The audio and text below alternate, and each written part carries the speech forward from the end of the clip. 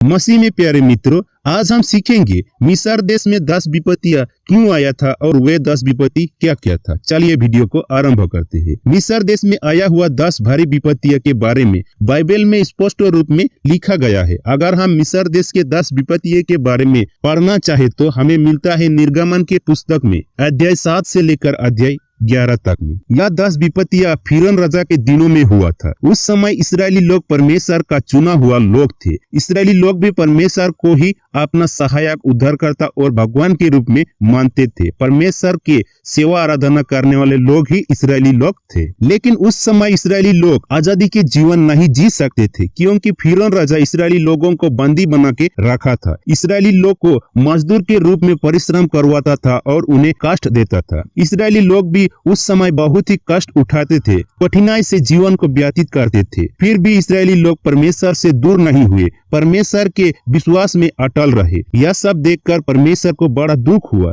कि मेरे चुने हुए लोगों को, मेरे सेवा करने वाले लोगों को फिरौन राजा इतना दुख दे रहा है। तब परमेश्वर ने 2 लोगों को चुना कि वे फिरौन से इस्राएली लोगों को छुड़ाए। वे 2 लोग मूसा और हारून था। मूसा और हारून के द्वारा परमेश्वर फिरौन राजा से बातें करने लगे। परमेश्वर ने हारून को अगुवाई किया और उसके द्वारा आश्चर्य काम भी दिखाया। फिर भी फिरौन परमेश्वर का समर्थ को नहीं माना। मूसा और हारून ने बार बार फिरौन राजा से कहा कि इस्राएली लोग परमेश्वर के विश्वासी लोग हैं, उन्हें कष्ट देना छोड़ दे और आजाद कर दे। लेकिन फिरौन राजा एक ही नहीं सुनी। अंत में यह भी राजा को कहा कि अगर फिरौन इस्राएली लोगों को जाने नहीं दिया तो परमेश्वर 10 भारी विपत्तियों को मिस्र देश में एक के बाद एक भेजेगा। इस बात से भी फिरौन नहीं डरा और इस्राएली लोगों को नहीं छोड़ा। जब फिरौन राजा परमेश्वर का एक भी कहना ना माना, तब परमेश्वर ने 10 विपत्तियों को एक के बाद एक भेजना शुरू किया। पहला विपत्ति, मिस्र देश का पानी का लहू बनना। परमेश्वर ने हारून को कहा,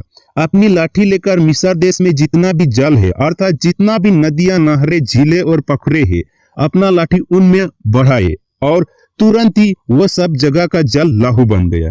मिस्र देश के सारे काठ और पत्थर के जल पात्रों में भी लहू बन गया। इसके बाद नील नदी के सारे मछलियां भी मर गया और दुर्गंध छा गया। नदी का पानी भी पीने के लायक भी नहीं बचा। तब फिरौन राजा अपने जादूगरों को बुलाया और जादूगरों ने तंत्र मंत्र करके वे भी वैसा ही कर दिखाया। इसलिए अब राजा उस विपत्ति पर अपना ध्यान नहीं दिया। मिस्र देश के लोग पानी पीने के लिए बाद में नील नदी के पास खोदने लगे और ऐसा ही करके पहला विपत्ति हो चुका। दूसरा विपत्ति के रूप में परमेश्वर ने मेंढकों को भेजा, जिसके द्वारा सारे मिस्र देश में हानि पहुंचाई। परमेश्वर के आज्ञा के अनुसार हारून ने अपने लाठी मिस्र देश के नदियां, नहरें, झीलों में बढ़ाया और तब मेंढकों का झुंड आके पूरे देश में फैल गए। हर जगह में केवल मेंढक ही मेंढक दिखाई दिया। फिरौन राजा भी जादूगरों को बुलाकर तंत्र मंत्र से वैसा ही करके मेंढकों को झुंड को ले आया। फिरौन राजा मूसा को और हारून को बुलाकर कहने लगा, अपने परमेश्वर से विनती करो कि यह मेंढक का झुंड इस देश से और मेरे राज्य से दूर हो जाए, तब मैं परमेश्वर के लिए बलिदान चढ़ाऊंगा। दूसरे दिन मूसा और हारून ने परमेश्वर से विनती किया। तब सब मेंढकों घर, आंगनों और खेतों में मर गया और पूरा दुर्गंध फैल गया। पर जब फिरौन ने देखा कि विपत्ति दूर हो गए हैं, तब अपना मन को कठोर किया और परमेश्वर के लोगों को आजाद ना किया। तीसरा विपत्ति, परमेश्वर ने तीसरा विपत्ति के रूप में कुटकियों का झुंड को भेजा। परमेश्वर ने मूसा से कहा, हारून को कहो कि वो अपना लाठी मिस्र देश के भूमि के धूल पर मारे, तब वो कुटकिए बन जाए। हारून ने भी वैसा ही किया। तब मिस्र देश के सारी धूल कुटकियों बन गया और पूरे देश में फैल गए। मिस्र देश के हर एक मनुष्य और पशुओं पर कुटकियों फैल गए। लेकिन फिरौन राजा के जादूगरों ने भी तंत्र मंत्र करके भी कुटकियों का झुंड को नहीं ले सका और जादूगरों ने कहा कि यह तो परमेश्वर का काम है। फिर भी फिरौन का मन कठोर ही कठोर रहा और परमेश्वर की आज्ञा को न माना और परमेश्वर के लोगों को नहीं छोड़ा। चौथा विपत्ति के रूप में परमेश्वर ने ढांसों को भेजा। उस समय गोशेन देश में जहां इस्राएली लोग रहते थे, परमेश्वर के उस भेजे हुए ढांसों को वहां नहीं पहुंचने दिया और सारे देश में ढांसों का झुंड भर गया और देश भर में बहुत नुकसान पहुंचाया। फिरौन राजा मूसा और हारून को कहा, परमेश्वर से विनती करो कि यह विपत्ति दूर हो जाए। मूसा और हारून ने विनती किया और ढांसों का झुंड फिरौन राजा के देश से दूर हो गया, लेकिन फिर भी फिरौन राजा इस्राएली लोगों को जाने ना दिया। पांचवा विपत्ति के रूप में परमेश्वर ने मिस्र देश में पशुओं को मार डालना चाहा। जब पांचवा विपत्ति आया तब मिस्र देश में जितने भी घोड़े, गधे, ऊंट, गाय, बैल, भेड़, बकरियां आदि पशुएं थी, सारे मर गए, पर इस्राएली लोग के घर में एक भी पशु ना मरा। फिर भी फिरौन राजा यह सब देखकर भी इस्राएली लोगों को छोड़ने के लिए राजी नहीं हुआ। आगे चलते हैं। छठवां विपत्ति। परमेश्वर ने मिस्र देश में छठवां विपत्ति के रूप में फफलों और फोड़ों के रूप में एक रोग को भेजा।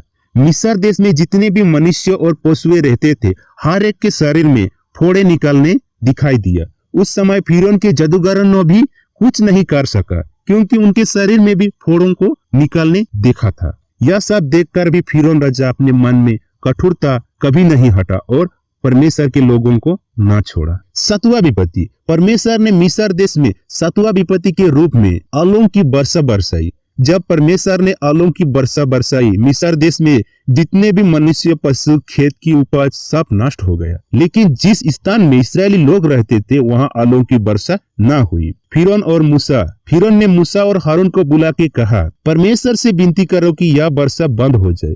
फिर मूसा ने विनती किया और आलों की वर्षा बंद हो गया। इस बार भी फिर फिरौन ने इस्राएली लोगों को जाने ना दिया। आठवां विपत्ति। परमेश्वर ने मिस्र देश में आठवां विपत्ति के रूप में टिड्डियों का झुंड को भेजा। जब परमेश्वर ने मिस्र देश में टिड्डियों का झुंड को भेजा, तब मिस्र देश में जितने भी आलों से बचा हुआ खेत था, सब कुछ खत्म कर दिया। फिरौन राजा के कहने से, अर्थात उसके कहने के द्वारा मूसा ने विनती किया और परमेश्वर ने हवा बहाया और टिड्डियों का झुंड को उड़ा के लाल समुद्र में डाल दिया। इस बार भी फिर फिरौन राजा ने इस्राएली लोगों को जाने के लिए ना माना और जाने नहीं दिया। नौवें विपत्ति। परमेश्वर ने मिस्र देश में नौवें विपत्ति को भी भेजा। पूरी मिस्र देश में अंधकार हो गया और घोर अंधकार पूरे 3 दिन तक रहा। 3 दिन तक किसी ने भी किसी को ना देखा, ना कोई अपना स्थान से हटा। लेकिन इस्राएली लोगों जहां रहते थे, उसके घर में उजियाला रहा। फिर फिरौन राजा ने मूसा को कहा, तुम लोग जाओ और परमेश्वर की उपासना करो। इस विपत्ति के बाद भी फिरौन राजा इस्राएली लोगों को ना छोड़ा। 10वां विपत्ति। इस बार परमेश्वर ने मिस्र देश में सबसे भयंकर विपत्ति को भेजा। इस बार परमेश्वर ने मृत्युदूत को भेजा और मिस्र देश के जितने भी मनुष्य और पशुएं थे, उनके पहलौठों को मार डाला। मिस्र देश में रहने वाले लोगों की पहले अर्थात बड़ा संतान को मृत्यु हो गया, लेकिन इस्राएली लोगों का कुछ भी हानि न हुआ। इस बार महाविपत्ति को देखकर फिरौन राजा डर गया और इस्राएली लोगों को छोड़ने के लिए राजी हो गया। यह था मिस्र देश के 10 विपत्ति का घटना। इससे हमें यह सीख मिलता है कि जैसे फिरौन राजा के दिन में परमेश्वर ने अपने लोगों को अर्थात इस्राएली लोगों को छोड़ने के लिए, उद्धार के लिए इतना कुछ किया, आज हम मसीही लोग परमेश्वर के चुने हुए नए इस्राएली लोग हैं। हमें भी वैसा ही हर एक जन को, हर एक मुसीबत से, संकट से छुड़ाने वाला हमारा परमेश्वर ही है।